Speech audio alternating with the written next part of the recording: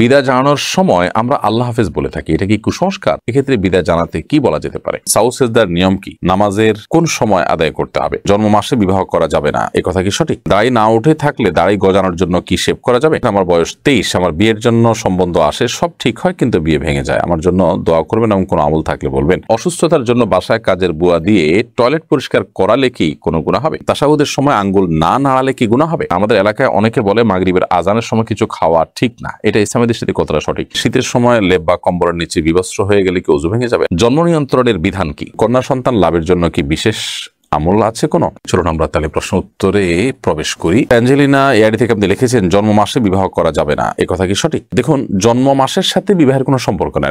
যে মাসে জন্ম হয়েছে ওই মাসে বিয়ে হতে পারে, যে তারিখে জন্ম হয়েছে ওই তারিখে বিয়ে হতে পারে, এগুলো কুসংস্কারের জন্য কথা যে ওই মাসে বিয়ে করা যাবে না। নুজহাত হাসান আপনি লিখেছেন সাউ সেজদার নিয়ম কি? নামাজের কোন সময় আদায় করতে হবে? সাউ সেজদার নিয়ম হলো যে আমরা সালাতে যদি কোনো প্রকার ওয়াজিব তরক করি তাহলে নামাজ শেষে 2টা সেজদা দিতে হবে, দিয়ে আমাদের নামাজ শেষ করতে হবে এবং এটি শেষ করতে হবে, এটি আদায় করতে হবে নামাজের একেবারে শেষ মুহূর্তে এসে।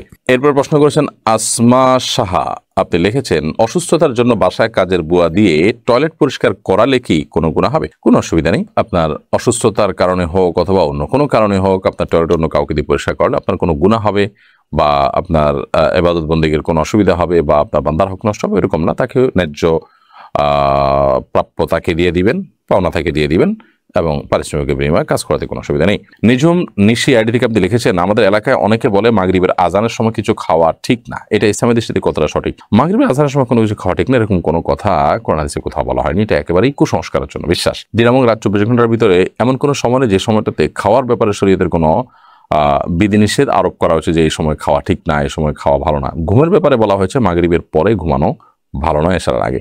নবী সাল্লাল্লাহু আলাইহি ওয়াসাল্লাম এই সময়ের ঘুমটাকে অপছন্দ করতেন। এটি এশার নামাজকে রিস্কের মধ্যে ফেলে দিতে পারে, সেটি ভিন্ন বিষয়।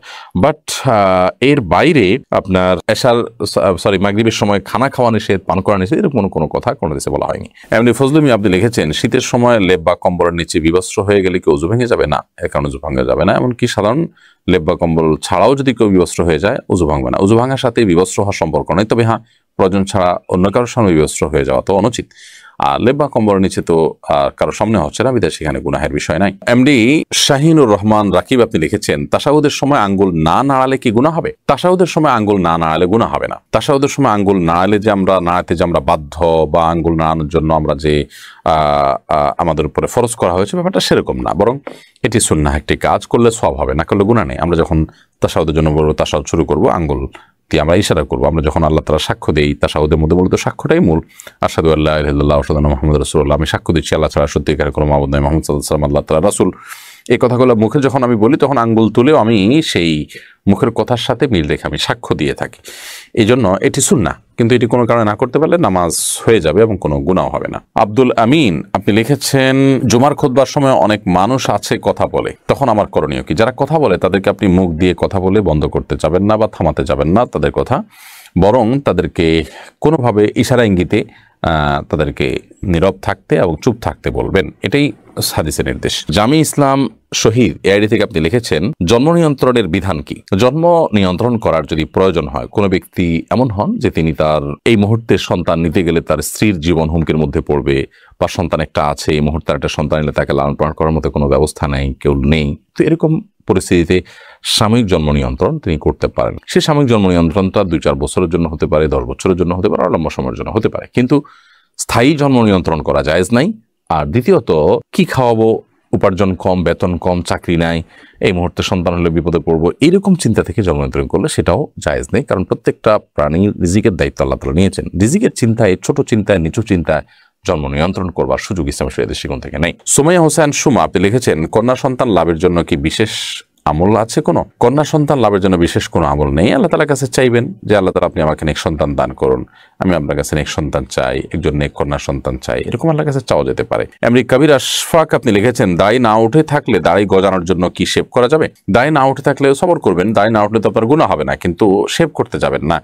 বিশেষ করে দাড়ি নাই সেখানে খালি মুখে আপনি যদি শেভ করেন আপনার ত্বকের জন্য ভালো কিছু হওয়ার কথা নয়, কিন্তু দাড়ি নেই উপর দিয়ে আপনি শুধুমাত্র শেভ করছেন, কোনো দায়ী আপনি চাচ্ছেন নাই, তাহলে তো আপনি গুনাহগার হবেন না। বাট আল্লাহ তাআলা ফায়সালার উপরে সন্তুষ্ট থাকা এবং স্বাভাবিক অবস্থার জন্য অপেক্ষা করাই হলো বুদ্ধিমানের কাজ। কোনো মেডিসিন ব্যবহার করা বা এরকম কোনো কিছু না করাই উচিত। কিন্তু যদি কেউ করেন তাহলে গুনাহ হবে না, যেহেতু তার দাড়ি নেই যে তিনি দাড়ি শেভ করা গুনাহগার হচ্ছেন। এমডি শফিকুল ইসলাম আপনি লিখেছেন, ফরজ নামাজের শেষ রাকাতে ওযু ছুটে গেলে বাকি অংশ কিভাবে আদায় করব? ফরজ নামাজ যদি শেষ রাকাতে ওযু ছুটে যায়, তো ওযু ছুটে গেলে ওই অবস্থায় আপনি চলে যাবেন ওযু করার জন্য। ওযু করে এরপরে আপনি এসে নামাজের যেটুকু বাকি ছিল সেটুকু আদায় করবেন। হতে পারে শেষ রাকাতের রুকুতে ওযু চলে গেছে, তো এসে রুকু থেকে আবার শুরু করবেন, করে বাকিটুকু শেষ করবেন। যদি আপনি ওযু করে আসার পথে কারোর সাথে কথা না বলেন, অন্য কোনো কাজ না করেন, জাস্ট ওযু করেছেন, করে চলে আসছেন, তাহলে সেক্ষেত্রে আপনি আগের যে সালাত ছিল সেটাকেই কন্টিনিউ করতে পারেন। আর যদি আপনি কথাবার্তা বলে থাকেন, অন্য কাজ করে থাকেন, তাহলে তো আর এটাকে কন্টিনিউ আপনি করতে পারবেন না।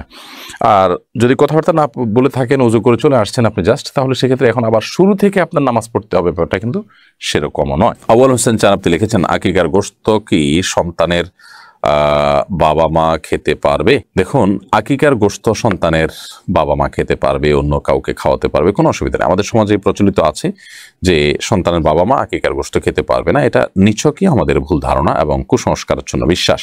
কোরআন হাদিসে এরকম কোনো কথা বলা হয়নি যে সন্তান এর বাবা মা সন্তানের আকিকার গোশত খেতে পারবে না, বরং তারা সন্তান জন্ম দিয়েছেন, তারা তো আরো বেশি করে সেই গোশত খাবেন, কারণ আল্লাহ তাআলার পক্ষ থেকে এটি নিয়ামত, তাদের জন্য খেতে পারবেন তারা, কোনো অসুবিধা নেই। নওশিন আক্তার শ্রাবণী লিখেছেন, আমার বয়স 23, আমার বিয়ের জন্য সম্বন্ধ আসে, সব ঠিক হয় কিন্তু বিয়ে ভেঙে যায়, আমার জন্য দোয়া করবেন এবং কোনো আমল থাকলে বলবেন। আল্লাহ তাআলা আপনার প্রতি রহম করুন। আপনি সোশ্যাল মিডিয়াতে, ফেসবুক ইত্যাদিতে রুকিয়ার বিভিন্ন গ্রুপ আছে, রুকিয়া এবং রাকিদের যে গ্রুপগুলো আছে সেগুলোতে আপনি জয়েন হতে পারেন। সেগুলোতে অনেক আমল আছে, বিশেষ করে আপনার এখানে রুকিয়া রিলেটেড সমস্যা কিনা সেটি সে সমস্ত গ্রুপে অ্যাসেসমেন্টের মাধ্যমে আপনি হয়তো আন্দাজ করতে পারবেন, জানতে পারবেন। যদি সেরকম কোনো সমস্যা থাকে তাহলে সেদিক থেকে আপনার ট্রিটমেন্ট করা উচিত। যদি সেরকম কোনো সমস্যা না থাকে তাহলে সেক্ষেত্রে স্বাভাবিক প্রচেষ্টা আপনি বাড়াতে থাকবেন। দোয়া কবুলের সময়গুলো তাহাজ্জুদ, ৫ ওয়াক্ত সালাতের পর, জুমাদিন আসরের পর খাসভাবে দোয়া করবেন এবং আল্লাহ ফায়সালাকে মেনে নেওয়ার মানসিকতা রাখবেন, সবর করবেন। সবরে ইনশাআল্লাহ বিদিনিল্লাহ মেওয়া ফলবে, আজকে হোক আর 2 দিন পরে। মাসুদা আক্তার আপনি লিখেছেন, নিজের বাবা এবং নিজের আপন ছোট ভাইয়ের সামনে কি নামাজ পড়া যাবে? কোনো অসুবিধা নেই। একজন মা তার মাহরাম পুরুষদের সামনে নামাজ পড়তে কোনো সমস্যা নেই। তার ছেলের সামনে, তার ভাইয়ের সামনে, তার বাবার সামনে, স্বামীর সামনে নামাজ পড়তে পারেন।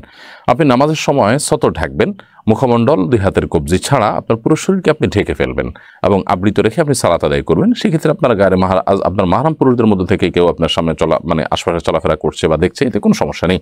মহিলার নামাজটা গোপনে গোপনে পড়বে, কোনো পুরুষ দেখতে পারবে না, এরকম কোনো বাধ্যবাধকতা কিন্তু নেই।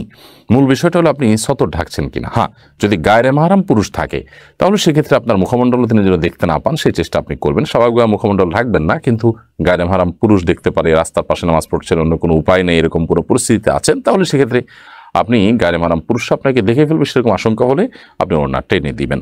আরিফুল ইসলাম দেখেছেন, আমার স্ত্রী প্রায় সময়ই নামাজ দেরি করে পড়ে, সেই কাজকে বেশি প্রাধান্য দেয়, কি করতে পারি? তাকে বোঝাবেন আউয়াল ওয়াক্তে নামাজ পড়া আল্লাহর কাছে সবচেয়ে উত্তম আমল।